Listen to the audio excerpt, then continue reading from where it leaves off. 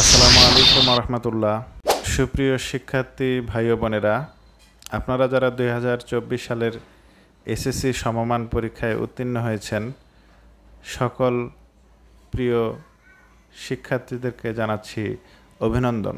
আপনারা জানেন যে ডাচ বাংলা ব্যাংক প্রতি বছরের ন্যায় এবারও 2024 সালে উপবৃত্তির জন্য একটি সার্কুলার ছেড়েছে। তো আপনারা সবাই এই উপবৃত্তির মধ্যে আবেদন করবেন।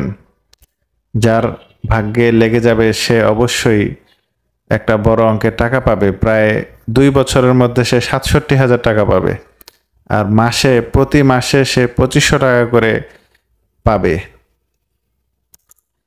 এবং পাঠ্য উপকরণের জন্য মানে বই খাতা কেনার জন্য তাকে ফার্স্ট ইয়ারে 2500 টাকা দেওয়া হবে এবং সেকেন্ড ইয়ারেও 2500 টাকা দেওয়া হবে। এবং প্রথম বছরে পোশাক পরিচ্ছদের জন্য 1000 টাকা দেওয়া হবে এবং পরের বছর দ্বিতীয় বছরেও তাকে 1000 টাকা দেওয়া হবে। এভাবে মোট 67,000 টাকা দেওয়া হবে 2 বছরে। এসএসসি এবং ইন্টার এর মাঝখানে যে 2 বছর, এই যে আমরা যে ইন্টারমিডিয়েট ফার্স্ট ইয়ার এবং সেকেন্ড ইয়ার পড়ব, এই 2 বছর আমাদেরকে এই বৃত্তি তারা দিয়ে থাকবে। তো বন্ধুরা, চলুন ডাচ বাংলা ব্যাংক তার শিক্ষাবৃত্তি কর্মসূচির আওতায় দেশের বিভিন্ন শিক্ষা প্রতিষ্ঠানে উচ্চ মাধ্যমিক, স্নাতক ও স্নাতকোত্তর পর্যায়ে অধ্যয়নরত মেধাবী ও আর্থিকভাবে অসচ্ছল ছাত্রছাত্রীদেরকে বৃত্তি প্রদান করে আসছে। এই ধারাবাহিকতায় 2024 সালের এসএসসি সমমান পরীক্ষায় উত্তীর্ণ মেধাবী শিক্ষার্থী, শিক্ষাক্ষেত্রে আর্থিক সহায়তা প্রত্যাশী, নিম্নবর্ণিত যোগ্যতা সম্পন্ন ছাত্রছাত্রীদের কাছ থেকে অনলাইনে বৃত্তির জন্য দরখাস্ত আহ্বান করা হচ্ছে। তো ভাইরা আমার, বৃত্তির জন্য আবেদন করার জন্য যে যোগ্যতা লাগবে সেটা আমি আপনাদেরকে বলে দিচ্ছি।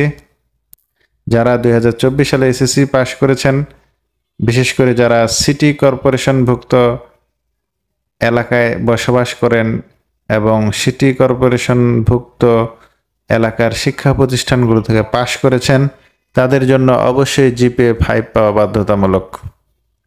এই উপবৃত্তির জন্য অ্যাপ্লাই করার জন্য সিটি কর্পোরেশনভুক্ত এলাকার শিক্ষা প্রতিষ্ঠানগুলো থেকে যে সমস্ত শিক্ষার্থী পাশ করেছে তাদেরকে অবশ্যই জিপিএ 5 পেতে হবে। এবং জেলা শহর এলাকার যে অন্তর্গত স্কুল এবং শিক্ষা প্রতিষ্ঠান রয়েছে তাদেরকেও জিপিএ 5 পেতে হবে। তবে হ্যাঁ, এই জিপিএ 5টা অবশ্যই চতুর্থ বিষয়ে ব্যতীত, অর্থাৎ চতুর্থ বিষয় ছাড়া, that means golden A plus. আমরা যেটাকে বলি যে গোল্ডেন এ প্লাস পেতে হবে চতুর্থ বিষয় ছাড়াই। আবার অন্যদিকে গ্রামীণ এবং অনগ্রসর অঞ্চলের অন্তর্গত স্কুল এবং শিক্ষা প্রতিষ্ঠানে ওখান থেকে যারা পাশ করেছেন সেই সমস্ত শিক্ষার্থী ভাই বোনদের জন্য 4.83 পেলেই যথেষ্ট। তাদের জন্য 4.83 অবশ্যই এটা চতুর্থ বিষয় ব্যতীত হতে হবে। বন্ধুরা, এই বৃত্তির পরিমাণ এবং সময়কাল, এই বৃত্তিটা আপনি 2 বছর পাবেন, ইন্টারমিডিয়েট ফার্স্ট ইয়ার এবং ইন্টারমিডিয়েট সেকেন্ড ইয়ার। সময় প্রায় 2 বছর।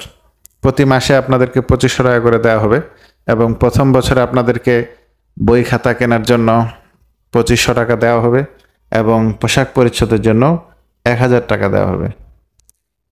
এবং দ্বিতীয় বছরে অর্থাৎ সেকেন্ড ইয়ারে, ইন্টারমিডিয়েট সেকেন্ড ইয়ারে আপনাকে পাঠ্য উপকরণ, বই খাতা কেনার জন্য 2500 টাকা দেওয়া হবে এবং পোশাক পরিচ্ছদের জন্য 1000 টাকা দেওয়া হবে।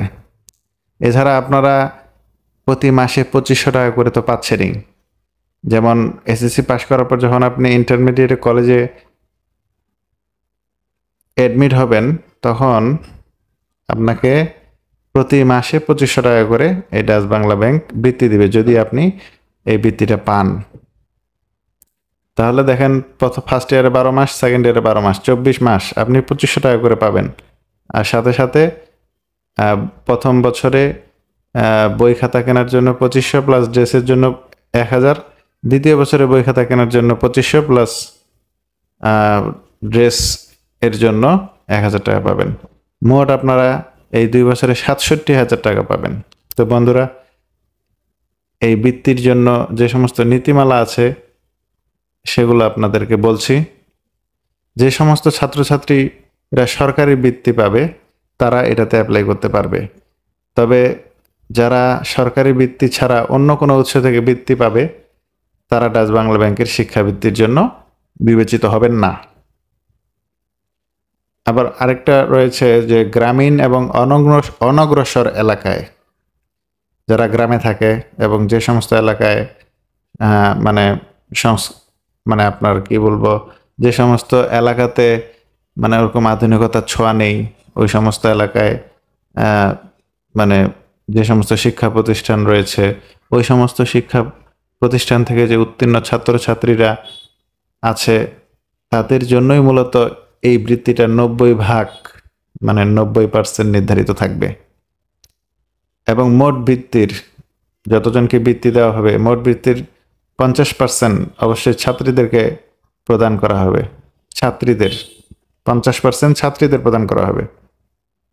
তো বন্ধুরা, 2024 সালের এসএসসি সমমান পরীক্ষায় উত্তীর্ণ এবং আগ্রহী ও উপরোক্ত যোগ্যতা সম্পন্ন ছাত্রছাত্রীদের অনলাইনে অবশ্যই awp.dutchbangla.com/dbbl স্কলারশিপ এই ঠিকানায় নিম্নোক্ত সংযুক্তি সহ আবেদন করার জন্য অনুরোধ করা যাচ্ছে।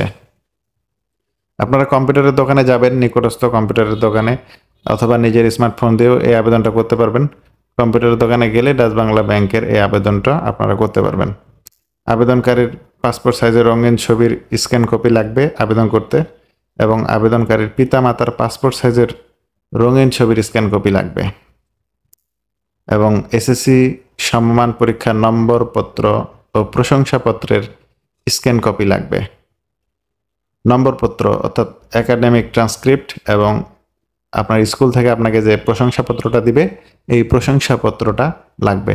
এটা কম্পিউটারে স্ক্যান করে তারা কম্পিউটারে অ্যাপ্লাই করে দিবে। আপনি নিজেও এটা করতে পারবেন স্মার্টফোনের মাধ্যমে। এই আবেদনকারীদের জন্য কিছু গুরুত্বপূর্ণ তারিখ। এই আবেদনটা শুরু হবে 14 মে 2024 সালে এবং এই আবেদনটা শেষ তারিখ 8 জুন 2024 সাল। ওয়েবসাইটের মাধ্যমে প্রাথমিকভাবে বাছাইকৃত প্রার্থীদের তালিকা প্রকাশ হবে 12 জুন 2024। প্রাথমিকভাবে বাছাইকৃত প্রার্থীদেরকে ডাচ বাংলা ব্যাংকের উপরোক্ত ওয়েবসাইট থেকে প্রাইমারি সিলেকশন লেটার এবং প্রদত্ত নির্দেশিকার প্রিন্ট কপি সহ সকল কাগজের সত্যতা যাচাইয়ের জন্য ডাচ বাংলা ব্যাংকের যে কোনো শাখা মোবাইল ব্যাংকিং অফিসে উপস্থিত হওয়ার তারিখ 13 জুন 2024 থেকে 9 জুলাই 2024। এই চূড়ান্ত ফলাফলটা ডাচ বাংলা ব্যাংকের ওয়েবসাইটে দেওয়া হবে, ডিবিবিএল স্কলারশিপ ওই ওয়েবসাইট থেকে এর ফলাফলটা আপনারা জানতে পারবেন। তবে হ্যাঁ বন্ধুরা, সরকারি যারা বৃত্তিটা পাবেন তারা এটাতে আবেদন করতে পারবেন, কিন্তু অন্য সোর্স থেকে যারা বৃত্তি পাবেন তারা এটাতে আবেদন করতে পারবেন না। তাদের আবেদন এটা গ্রহণযোগ্য হবে না। সরকারি বৃত্তি প্রাপ্তরা এই ডাচ বাংলা ব্যাংকের উপবৃত্তির জন্য কোয়ালিফাইড হওয়ার সম্ভাবনা অনেক বেশি। এছাড়া গ্রামীণ জনগোষ্ঠী থেকে এটার বৃত্তিটা পাওয়ার সম্ভাবনা অনেক বেশি। এবং সরাসরি ডাকযোগে কুরিয়ার যোগে কোনো আবেদন যদি আপনারা পাঠান তাহলে সেটাও গ্রহণযোগ্য হবে না। আশা করি বন্ধুরা আপনারা বুঝতে পেরেছেন। তো ভিউয়ার্স, আপনারা তাহলে যারা পাস করেছেন খুব দ্রুত এই অ্যাপ্লিকেশনটা দিয়ে দিন। আশা করি আপনাদের ভাগ্যে থাকলে আপনারা এই স্কলারশিপটি পেয়ে যাবেন। আপনাদের উত্তরোত্তর শুভকামনা করছি। আপনাদের ভবিষ্যৎ উজ্জ্বল হোক। আমার এই ভিডিওটি ভালো লাগলে লাইক, কমেন্টস এবং শেয়ার করবেন এবং সাবস্ক্রাইব করবেন। ধন্যবাদ। আসসালামু আলাইকুম ওয়া রাহমাতুল্লাহ।